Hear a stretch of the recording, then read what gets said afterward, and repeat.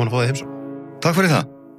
Þú ert hérna tiltölulega ný kominn ferskur frá Noregi. Ég bara í gær. Í gær, já. Já. Það er svolítið. Hvernig er hérna, reynið að koma alltaf og njóta íslenska sumarsins? Já, má kalla það. Það er nú, eins og til dæmis núna er í rauninni bara virkilega gott að koma hingað í 12-14 gráðu hita. Það er búið að vera núna í 2-3 viku bara hitabylgja í suðaustur-Noregi, þar sem ég bý, í Fredrikstad, og þetta er bara chilli og fínt hérna, sko. Þannig að sko, að því núna erum búin að heyra allar þessar hitabylgjur í, þú veist, á Spáni og Portugal og er hitabylgi í Noregi, það er alveg hitabylgja líka? Það er það var núna í vikunni var bara sett met í Þrándheimi, það var 14 dagar í röð með yfir 30 stigi hita. Það er alveg. Og hitabylgja er skilgreint þannig allavegna í Noregi að þá fer hitin ekki undir 20 gráður á nóttunni. Já. Hvernig er sko að vera, Noregur er það norðarlega að það er alveg bjart langt fram á kvöld, er það ekki á sumrin líka? Jú, býttu nú, hvernig er þetta nú? Það er sko Búde sem er kaupstaður, borg, bær í Noregi, hann liggur alveg eins og Grímsey. Já. Í sem sagt norðurskauta einmitt. Dæminu, sko, og Reykjavík er einmitt á breiddargráðu með Þrándheimi. Já, einmitt. Það er ekki meira norðarlega en það, sko. Nei, það sem er gott, sko, ef maður er í miklum hita nálægt miðbaug, þá allavega sko sest sólin, kannski klukkan 6. Já. Og þá getur maður notið þess að vera úti. Já. Svona þegar að færa rökk. Nei, sólin sest bara einhvern tíma milli 10 og 11 á kvöldin, sko. Kanntu vel við þig í Noregi? Mjög vel, ég hef búin að vera þarna síðan 1988, ætla að kíkja í 1 ár, kannski 2. Ok. Hvíla mig á gaggóvist og gullæðinu og gleðibankinu og allt það, sko. Ég var náttúrulega orðin popstjarna, ætlaði náttúrulega alltaf að vera bara ossi, sko, metalstjarna. Já. En blessuð sé minning hans. En þarna var ég orðin popstjarna og það var æðislega gaman að taka bara peningabúntin úr hægri og vinstri rassvas og allt það. En þetta var ekki alveg, það var eitthvað sem passaði ekki, þannig að ég komst í samband við þessa norsku þungarokkssveit sem heitir Arts, við erum löngu hættir, og það var í gegnum plötuna með Drísli sem að ég og við þráðanir í Drísli gáum út 84 sennilega, eða 85. Þar var eitt lag sem að ég stal eiginlega, það er 26 sekúndna bara klassískt gítarspil frá gítarleikara sem heitir Ronny Lee Tekru, í þekktu bandi sem heitir TNT, og ég tók þetta 26 sekúndna stutta stef og gerði texta við og lengdi það, þannig að þetta var eitthvað 3,5 mínúti eða eitthvað svoleiðis. Og Jónatan Garðarsson, vinur minn sem vann þá hjá Steinari, hann sagði, flott lagmaður, en þú ert með leyfi fyrir svo allt svoleiðis, er það ekki? Já, býtu, leyfi, hvað mennur? Nei, þú veist, þú ert búin að taka hugverk og breyta, þú ert búin að semja texta við það, þú ert búin að lengja, setja inn sóló og þetta þú mátt alveg passa, þetta er brot á höfundarétta lögum, sko. Þannig að ég tók enga sens og skrifaði út til plötufyrirtækisins og sagði frá þessu og fekk bara svona umslag tilbaka með bara, mér var stemt fyrir rétt í Noregi, fyrir brot á höfundalögunum. Og ég bara, náttúrulega hálfgert í sjokki, þetta er langt á undan, þú veist, farsíma eða eitthvað, sko, það var ekki einu sinni til fax. Þannig að ég skrifaði bara bréf og sagði frá aðstæðum sem þess að hvernig þetta er.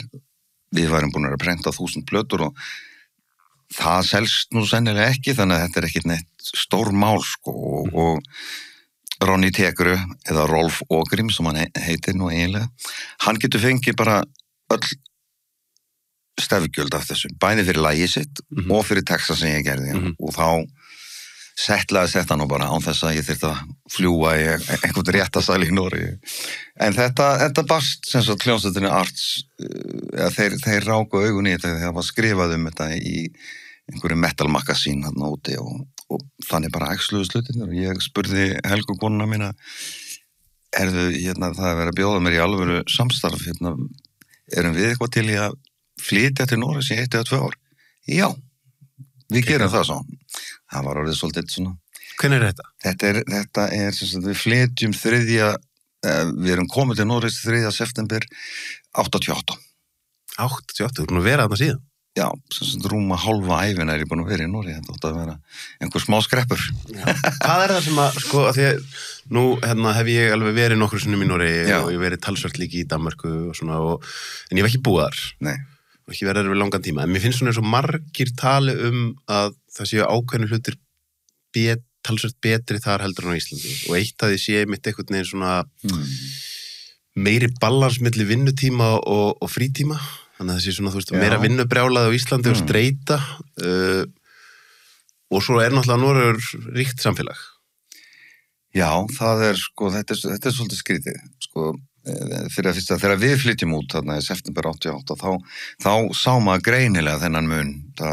Ég man að við vorum með einhvern smið sem var að setja bara panel á vegginn og það var eftir kannski einhverjir 3-4 fermetrar, eitthvað svoleiðis. En þú gæjum bara pakka niður í töskuna og ég sé örugglega á ensku þá, ætlar ekki að klára þetta? Jú, kem klukkan 8 á morgun. Þá var vinnutíminn búinn í honum, sko. Já. Og þetta þótti Íslendingunum skrítið, sko. Það ljúka sér ekki af þarna bara. En við getum sagt því miður, þá eru normenn að færast meira í íslensku horfið. Þetta er orðið svona menn að vinna og... Já, er það svoleiðis? Já, það er orðið svoleiðis. Kannski ekki eins kolbrjálað eins og ég man eftir því frá mínum tíma á Íslandi. En sem sagt, já, þú sagðir Noregur er náttúrulega rík þjóð, en það er nú bara þannig að þessi frægi olíusjóður sem að flestir hafa heyrt þú veist, það er einhverja billjónir inn á einhverjum reikningi, en þú og ég og götun í Noregi við verðum ekkert varið við þessa, þetta sjóðurinn reddaði bankakerfinu í Noregi á þessum krepputímum þegar Ísland fór á hausinn, þannig að þá var dælt einhverjum peningi þarna en sem sagt annars verður fólk ekkert varið þennan pening og er þetta svipa, sko, það kom hann að tímabil eftir hrun þar sem fólk var að fara talsveit mikið að fólki var að fara til Noregs því það var bara einfallega betri lífskjör. Það var þegar við flytjum við gerum okkur ekki alveg grein fyrir því við erum að flytja hérna 88 og það er svona þá er að enda svona, getum kallað krepputímabil í Noregi. Það var mikið atvinnuleysi og þá voru mjög margir Íslendingar sem við rétt náðum að kynnast sem að voru að leiðinni heim aftur. Já. Og einhverju þeir eru komnir aftur, það er svona fólk röltir á milli. En næri þetta alltaf balans, sko, því að það var alltaf mitt, ég held að við verið, sko, árunum kannski 2008 til 2013-14 þá var náttúrulega svolítið rugla á íslensku krónunni og hrunið náttúrulega kannski, þú veist, við fórum aðra leið en margir að minna atvinnuleysi en gjaldmiðlir hrundið, þannig að þá var alveg bara miklu hærri laun í Noregi miðað með það sem kostaði að lifa. Er það aftur búið að ná, myndur þú segja, lífsstandardin í Noregi sé bara svipaður á Íslandi? Mjög svipaður. Ég held að flesta kannanir sem að ég hef kannski ekki lesið en heyrt að þegar allt er tekið inn í myndina, persónuafsláttur á skatti, prósent á skatti, þá er það svona ósku svipað en það er svona einhvern veginn meira öryggi í Noregi, sko. Það er sko ef þú ert að kaupa og selja íbúð eða hús, þá er það alltaf í gegnum banka og þú ert tryggður. Þú færð, ef að þú skulda mér og ert með einhverja mánaðargreiðslur, sko, þá er það í gegnum banka. Þannig ég fæ alltaf peningin. Já, skil. Og bankin ræðs svo á þig. Einmitt. Þannig að það er svona svolítið meira öryggi í allavega húsnæðismálum í Noregi, en óskup svipað hérna, þú veist, ef þú ætlar að kaupa eitthvað í Oslo til dæmis, þá verður bara eiga ríka foreldra sem að hjálpa þér, annars færði ekki lán, það svo dýrt, þetta bara eins og hérna munurinn á Reykjavík og Húsavík nákvæmlega sama gerfi sko. Já, maður sá það alveg, einna betri vinur mínum býr í Bergen og þar sér maður alveg að það mikið af svona gömlum peningum sko. Flottu húsin sem eru þarna á þetta náttúrulega bara rándýrt sko. Rándýrt og fallegt svæði sko. Bergen er rosalega flottur og skemmtilegu bær með þetta af því hann er bryggjan eins og hún kölluð í Bergen, hún er á lista Sameinuðu þjóðanna yfir friðasvæði þarna má ekki breyta neinu ef þú þarft að laga einhverja planka þá verður það bara vera og það málað í sama lit og allt það sko það sjarmi, það það vissulega ég er svolítið með annan fótinn búin að vera það í Bergen síðustu 5-6 árin ég var plataður í band þannig létt að plata mig ég var beðin mig að bóða að vera með í bandi sem starfar í Bergen sem heitir Purple Heap það þarf ekki að útskýra hvaða músík það er þá þannig að ég er búin að vera mikið í Bergen og þetta er svona finnst mér svalasti bærin í Noregi Bergen, Stavanger en þetta er náttúrulega þú veist, þetta er svolítið mikið svolítið öðruvísi, það er meira svona og það er eðlilegt því að húsin í Noregi eru byggð úr timbri það er nóg af því húsin hérna heima eins og við skildum við Ísland það var allt steipa og ég rekna með það að segja þá tómsteipa En hvað þú ég var að hlusta aðeins á viðtal sem þú fórst í Ólapalla og þá varst að tala ef ég man rétt að þú hafa allan á þeim tíma ekki mikið verið að hreyfa þig þú verður ekki verið að fara í líkansræktina Nei og þá verður að pæli sko að því þegar ég verið í Noregi þá finnst mér sko normenn er alveg trilltir í útivistinni það er allir á skíðum eða smitaðist ekkert af því Nei ég er alveg rosalega ég ætla nú ekki að nota orðið latur því það er neikvægt en ég er rosalega værukær náungi, þú veist ég get ef ég fæ að vera í friði, ég get setið og lagt kapal og leist sudoku og krossgátur, ég get setið í 2-3 tíma og svo, nei, nú er ég að fara að drífa mig. Þannig að þú veist, ég er mikill rólindis maður og var reyndar mikill keppnismaður á mínum yngur árum, var alltaf í fótboltanum í Þrótti og handbolta í Þrótti á veturna þegar fótboltinn var ekki á dagskrá og svona út að trimma einhvern veginn það er ekki lífstíl rockarans Nei, það er ekki mikið rockar í því en ég er, þú veist, ég er einn af þeim sem er búin að kaupa sér ég er búin að kaupa mér rammarshjól flottana Rolls-Royce bara og nota það mikið það er geggjað það er alveg geggjað og fæ bara fína hreyfing út úr því og maður ræður því náttúrulega sjálfur hversu mikið og reynir á því ég er alltaf með á hæ Já, ég er ekki mitt Ísland er náttúrulega svolítið sko út af svona rigningun og rokinu og þessu, þá er svolítið erfitt að vera á hjóli allan á sig en ég mitt á svona þessum tíma núna yfir sumari, þá vil ég helst bara reyna að fara sem mest á rammarshjólinu mínu þetta er svona næs ferðamáti það er bara fínn ferðamáti geggjaði ferðamáti þú veist, bara og bara náttúruvænt að sjálfsögðu það er bara eitthvað gott við að sko þegar maður er að fara á milli stað að fá aðeins vindin í fangi og hreyfa sér pínlíði það er bara leiðinlegast að það er þessi hjálmur maður sleppur honum bara mér langaði að spyrja aðeins út í að því þú nefndir sko 88 Gleðibankinn fer 86 86, já og þá er mitt sko að þú nefndir áðan fyrir farsíman og allt þetta og þá var ég að hugsa með þetta með Spotify og þegar ég horfði á hefur þú séð það seri á Netflix hvernig Spotify var til sem hún heitir The Playlist mjög áhugaverð því það rifjar upp fyrir manni hvernig þetta var sko þú veist, við tökum þessu allir sem svo sjálfsögðan hlut í dag en þú veist, það er alltaf þegar þeir eru að segja bara, þú veist með alla músík heimsins inn í einu appi og íti bara play en þá fer ég að rifja upp sko þegar Gleðibankinn sko stöð 2 er stöð 2 rétt nýorðin til á þessum tíma Eða var það lítur að vera sko, því að ég man að við keyrðum frá nýja útvarpsstæmunni hérna upp við Kringlóðar. Við fórum í rútu suður á Keflavík þannig að Rástvö hlýtur að hafa verið byrjuð. Já, ég meina stöðtvö sko sjóma því þá ég að hugsa bara þegar þið farið þarna út, Gleðibankinni, ég er 7 ára gamall að þú veist það er svona erfitt held ég fyrir sérstaklega unga fólki að átta sig á þessum tíma þegar það er ekki öll þessi afþreying í boði, þið er ekki farsímar og sko þið eru bara langfrægasta fólk á Íslandi og það er bara RÚV og það er að sína frá þessu, þannig svona einhvern veginn langaði aðeins bara að spyrja út hvernig var að vera að fara í fyrsta skipt út fyrir Eurovision og öll þjóðin var einhvern veginn svolítið búin að ákveða að við myndum vinna þetta? Já, það vantaði nú ekki. Nei, þetta var svona þetta var ótrúlegt en satt, þetta var ekki neitt sem að maður sagði bara já þegar maður fekk tilbúið sko.